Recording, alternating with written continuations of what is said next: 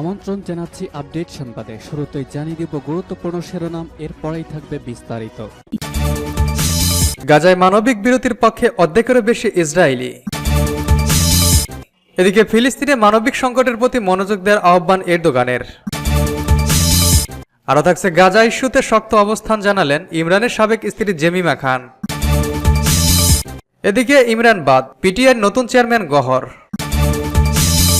মিয়ানমারে এক রাজ্যের রাজধানী দখলের পথে বিদ্রোহীরা। জানিয়ে দেব ইউক্রেনের সব গুরুত্বপূর্ণ স্থানের দিকে অগ্রসর হচ্ছে রাশিয়া। সর্বশেষ জানিয়ে দেব ভারতে বৃদ্ধকে জোর করে বলানো হলো জয় শ্রীরাম, দাড়িতে আগুন। শুনছিলেন সংবাদ শিরোনাম, এখন বিস্তারিত। তার আগে অনুরোধ থাকবে ভিডিওতে একটি লাইক দিন এবং কমেন্টস করে জানিয়ে দিন কোন জেলা থেকে বা কোথা থেকে আমাদের সঙ্গে যুক্ত রয়েছেন। গাজায় মানবিক বিরতির পক্ষে অর্ধেকেরও বেশি ইসরায়েলি। ফিলিস্তিনের গাজা উপত্যকায় মানবিক বিরতি অব্যাহত রাখার পক্ষে মত দিয়েছেন 54% ইসরায়েলি। অতি সাম্প্রতিক এক জনমত জরিপে উঠে এসেছে এসব তথ্য।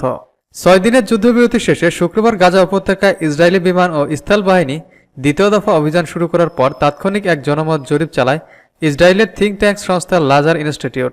জরিপ থেকে প্রাপ্ত তথ্য বিশ্লেষণ করে দেখা যায় হামাসের হাতে থাকা জিম্মিদের ফিরিয়ে আনতে গাজা উপত্যকায় যুদ্ধবিরতি অব্যাহত দেখতে চান 54% ইসরায়েলি।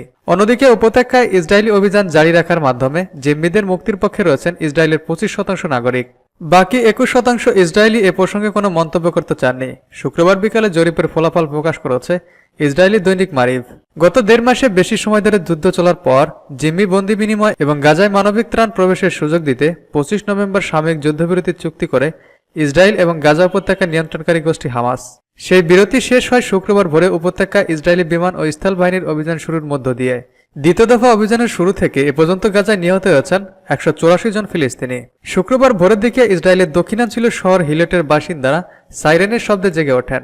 ইসরায়েলের প্রতিরক্ষা বাহিনী জানায় গাজা থেকে রকেট ছোড়া হয়েছিল এবং ক্ষেপণাস্ত্র সুরক্ষা ব্যবস্থার মাধ্যমেই সেই রকেট আঘাত হানার আগেই তা ধ্বংস করে ফেলা হয়েছে। ফিলিস্তিনে মানবিক সংকটের প্রতি মনোযোগ দেওয়ার আহ্বান এরদোগানের। জাতিসংঘের জলবায়ু সম্মেলন COP28 ফিলিস্তিনে মানবিক সংকটের প্রতি বিশ্বব্যাপী মনোযোগের আহ্বান জানিয়েছেন তুরস্কের প্রেসিডেন্ট রিসেপ তাইয়েপ এরদোগান। শুক্রবার মধ্যপ্রাচ্যের দেশ সংযুক্ত আরব আমিরাতের দুবাইয়ে জলবায়ু সম্মেলনে তিনি এই আহ্বান জানান। এরদোগান বলেন, ইসরায়েলি হামলায় 16,000-এর বেশি নিরীহ ফিলিস্তিনি নাগরিকের ক্ষতিগ্রস্ত হয়েছে, যাদের বেশিরভাগ শিশু ও নারী। এটি কোনোভাবেই ন্যায়সঙ্গত হতে পারে না। গাজায় যা ঘটেছে তা মানবতার বিরুদ্ধে অপরাধ। এটি একটি যুদ্ধ অপরাধ। অবশ্যই অপরাধীদের ধরতে হবে। আন্তর্জাতিক আইনের অধীনে তার বিচার করতে হবে। তিনি বলেন, জলবায়ু সংকট নিয়ে আলোচনা করার সময় আমরা আমাদের পাশের রাষ্ট্র ফিলিস্তিনের মানবিক সংকট উপেক্ষা করতে পারি না। গাজার বর্তমান পরিস্থিতি একটি যুদ্ধ অপরাধ এবং মানবতার বিরুদ্ধে অপরাধ। তিনি আরও বলেন, ইউক্রেন রাশিয়া দ্বন্দ্ব এবং করোনা ভাইরাস মহামারীর পর এবার বিশ্ব গাজা গণহত্যার যন্ত্রণাদায়ক প্রতিক্রিয়ার মুখোমুখি। এই প্রতিটি সংকটের সময় তুর্কিকে ন্যায় বিচার ও ন্যায়পরায়ণতার নীতির ভিত্তিতে একটি শান্তিপূর্ণ সমাধানের পক্ষে কথা বলেছেন। একইভাবে আমরা এই সুবিধাজনক পয়েন্ট থেকে জলবায়ু পরিবর্তনের দিকে নিয়ে এগিয়ে যাচ্ছি। আল জাজিরার প্রতিবেদনে বলা হয়েছে, যুদ্ধবিরতি শেষ হওয়ার পর এখন পর্যন্ত 2 শতাধিক লক্ষ্যবস্তুতে বিমান হামলা চালিয়েছে দখলদার ইসরায়েল। শুক্রবার ভোর থেকে দক্ষিণ গাজার খান ইনিসের পূর্বাঞ্চলে অনবরত বোমাবর্ষণ শুরু করে ইসরায়েলি বাহিনী। গাজা ইস্যুতে শক্ত অবস্থান জানান দিলেন জেমিমা খান। বাতাসে ভাসতে নানা সমালোচনা উড়িয়ে দিয়ে ব্রিটিশ চলচ্চিত্র প্রযোজক এবং পাকিস্তান তেহরিকে ইনসাফ পিটিআই চেয়ারম্যান ইমরান খানের সাবেক স্ত্রী জেমিমা গোল্ড স্মিথ স্পষ্ট করেছেন যে তিনি দ্ব্যর্থহীনভাবে এবং আন্তরিকতার সাথে গাজায় যুদ্ধবিরতি এবং ফিলিস্তিনিদের জন্য একটি রাজনৈতিক সমাধানের পক্ষে। সামাজিক যোগাযোগ মাধ্যম এক্সে দেয়া পোস্টে জেমিমা বলেছেন, সন্দেহ এড়ানোর জন্য যারা জিজ্ঞেস করছেন, আমি দ্ব্যর্থহীনভাবে এবং মনে প্রাণে গাজায় যুদ্ধবিরতি এবং ফিলিস্তিনের জন্য একটি রাজনৈতিক সমাধানের পক্ষে। এর আগে অক্টোবরে ফিলিস্তিনের বিরুদ্ধে ইসরায়েলি আগ্রাসনের জন্য উভয় পক্ষকে দায়ী করায় অনলাইনে ব্যাপক সমালোচনার মুখে পড়েন এই ব্রিটিশ চলচ্চিত্র প্রযোজক। তিনি তার এক্স হ্যান্ডেলে লিখেছিলেন, আমি এই সংঘাতে উভয় পক্ষে নিরীহ মানুষের পাশে দাঁড়িয়ে আছি, উভয়ের নিন্দা করছি। অন্য একটি পোস্টে তিনি একটি ছোট টেক্সট ভিত্তিক পোস্ট শেয়ার করেছেন। সেখানে লেখা ছিল, আমি আন্তর্জাতিক আইন এবং মানবাধিকারের সাথে রয়েছি, রাজনৈতিক উপজাতীয়বাদে কোনো মানবতা নেই। তার এই পোস্ট বিশ্বজুড়ে সমালোচনার জন্ম দিয়েছে। জিএনএ জানিয়েছে, তবে শুক্রবার তার নতুন পোস্টে জেমিমা খান বিষয়টি তিনি তার অবস্থান পরিষ্কার করার চেষ্টা করেছেন এবং বলেছেন, এটা লক্ষণীয় যে আমি 20 বছরের বেশি সময় ধরে ইউনিসেফ ইউকে এর জন্য কাজ করছি এবং সেই সময় আমি সারা বিশ্বের শিশুদের বিরুদ্ধে সহিংসতা বন্ধ করার প্রচার অভিযান সাপোর্ট করছি। এখানে উল্লেখ করা প্রাসঙ্গিক যে 15,000-এর বেশি ফিলিস্তিনি, যার মধ্যে 6,200-এর বেশি শিশু রয়েছে। ইসরায়েলের নির্মম বোমাবর্ষণে হাসপাতাল সহ বেসামরিক স্থাপনাগুলো ধ্বংস হয়েছে। ইমরান বাদ, পিটিআই নতুন চেয়ারম্যান গহর। নির্বাচনকে সামনে রেখে ইমরান খানের দল পাকিস্তান তেহরিকে ইনসাফ পিটিআই নতুন চেয়ারম্যান নির্বাচন করা হয়েছে। ইমরান খানের পর দলটির শীর্ষ পদে বসেছেন ব্যারিস্টার গহর আলী খান। শনিবার দলের কয়েকটি গুরুত্বপূর্ণ পদে ভোটাভুটি হয়, সেখানে গহরকে চেয়ারম্যান পদে নির্বাচিত হন। পিটিআইয়ের প্রধান নির্বাচন কমিশনার নিয়াজুল্লাহ নিয়াজি জানান, ব্যারিস্টার গহর আলী খান বিনা প্রতিদ্বন্দ্বিতায় চেয়ারম্যান হয়েছেন। পিটিআইয়ের সদ্য সাবেক প্রধান ও পাকিস্তানের সাবেক প্রধানমন্ত্রী ইমরান খান দলের চেয়ারম্যান পদে গহর খানকে মনোনীত করেছেন। ক্ষমতাচ্যুত হওয়ার পর ইমরানের বিরুদ্ধে দুর্নীতি, সন্ত্রাস সহ বিভিন্ন অভিযোগে শতাধিক মামলা হয়েছে। তোষাখানা রাষ্ট্রীয় উপহার দুর্নীতি মামলায় ইমরানের 3 বছরের কারাদণ্ড হয়। এ মামলায় আপাতত সাজা স্থগিত থাকলেও কূটনৈতিক তার বার্তা ফাঁসের মামলায় ইমরান খান কারাগারে আছেন। আগামী 8 ফেব্রুয়ারি পাকিস্তানে সাধারণ নির্বাচনের তারিখ ঘোষণা করা হয়েছে। এর আগে ইমরানের নেতৃত্বাধীন পিটিআই নির্বাচনে অংশ না নেওয়া নিয়ে অনিশ্চয়তা দেখা দিয়েছে। এর পরিপ্রেক্ষিতে গহর খানকে পিটিআইয়ের প্রধানের দায়িত্ব দেওয়া হলো। এছাড়া আজ ওমর আইয়ুব খান পিটিআইয়ের কেন্দ্রীয় কমিটির সাধারণ সম্পাদক নির্বাচিত হয়েছেন। সেই সঙ্গে আলী আমিন গেন্দাপুর খাইবার পাখতুনখোয়া প্রদেশে ও ইয়াসমিন রশিদ পাঞ্জাব প্রদেশে পিটিআইয়ের সভাপতি নির্বাচিত হয়েছেন। খাইবার পাখতুনখোয়া প্রদেশে পিটিআইয়ের প্রিজাইডিং কর্মকর্তা আলী জামান বলেন, পেশোয়ারে কেন্দ্রীয় ভোটকেন্দ্র স্থাপন করা হয়েছিল। অনলাইনে অ্যাপ ও ব্যালটের মাধ্যমে ভোট দেওয়ার সুযোগ ছিল, তবে সব প্রার্থী বিনা প্রতিদ্বন্দ্বিতায় নির্বাচিত হয়েছেন।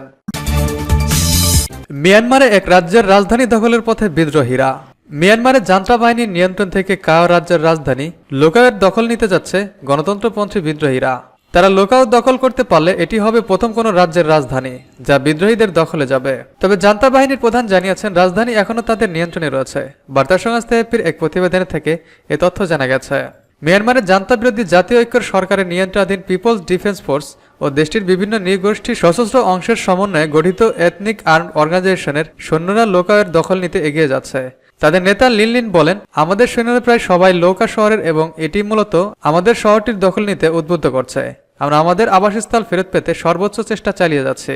বিগত কয়েক সপ্তাহ ধরে পিডিএফ ও ইউএসএফ এর সৈন্যরা লোকাওয়ের দখল নিতে জান্তা বাহিনীর বিরুদ্ধে লড়াই চালিয়ে যাচ্ছে। পর্বতবেষ্টিত এই শহরে প্রায় 50,000 বাসিন্দা রয়েছে। তবে পিডিএফ যোদ্ধারা জানিয়েছে, জান্তা বাহিনীর নির্বিচার বিমান হামলা এবং শহরের বিভিন্ন অঞ্চলের যুদ্ধের কারণে শহরটি বেশিরভাগ বাসিন্দাই পালিয়ে গেছে। ইউক্রেনের সব গুরুত্বপূর্ণ স্থানের দিকে অগ্রসর হচ্ছে রাশিয়া। রাশিয়া শুক্রবার বলেছে, তার সৈন্যরা ইউক্রেনের সব গুরুত্বপূর্ণ স্থানের দিকে অগ্রসর হচ্ছে। তবে পর্যবেক্ষকরা বলছেন, গুরুত্বপূর্ণ স্থানগুলো 2023 সালে কেবলমাত্র স্থানান্তরিত হলেও তীব্র লড়াই এখনও চলছে। সর্বশেষ প্রধান ফ্লাশ পয়েন্ট শিল্পের শহর আবদিভকা প্রায় ঘেরাও করে রেখেছে। ইউক্রেন বলেছে, তারা হামলা থেকে শহরটিকে রক্ষা করেছে। রুশ প্রতিরক্ষা মন্ত্রী সের্গেই শোইগু বলছেন, আমাদের সেনারা দক্ষতার সাথে ও পরিকল্পিতভাবে কাজ করছে, আরও সুবিধাজনক অবস্থান দখল করছে এবং সব দিকের অঞ্চলে তাদের নিয়ন্ত্রণ রয়েছে। রাশিয়ার শীর্ষ সামরিক কর্তাদের সাথে এক ব্রিফিংয়ে শোইগু বলেছেন, তাদের লোকেরা কার্যকর ও দৃঢ়ভাবে ইউক্রেনের সশস্ত্র বাহিনীর উপর হামলা চালিয়ে ক্ষতি সাধন করছে। তাদের যুদ্ধের ক্ষমতা উল্লেখযোগ্য হারে কমে গেছে। ভারতে বৃদ্ধকে জোর করে বলানো হলো জয় শ্রীরাম দাড়িতে আগুন। ভারতের কর্ণাটক রাজ্যের কোপ্পাল জেলার গঙ্গাবতী শহরে 2 মোটরসাইকেল আরোহীর বিরুদ্ধে 65 বছর বয়সী এক মুসলিম বৃদ্ধের দাড়ি পুড়িয়ে দিয়েছে। একই সাথে অভিযুক্ত 2 জন ভুক্তভোগীকে জয় শ্রীরাম বলতে বাধ্য করে। হোসেন সাহেব নামে ভুক্তভোগী ওই বৃদ্ধ গঙ্গাবতীতে তার মেয়ের সাথে একটি ছোট বাড়িতে থাকেন।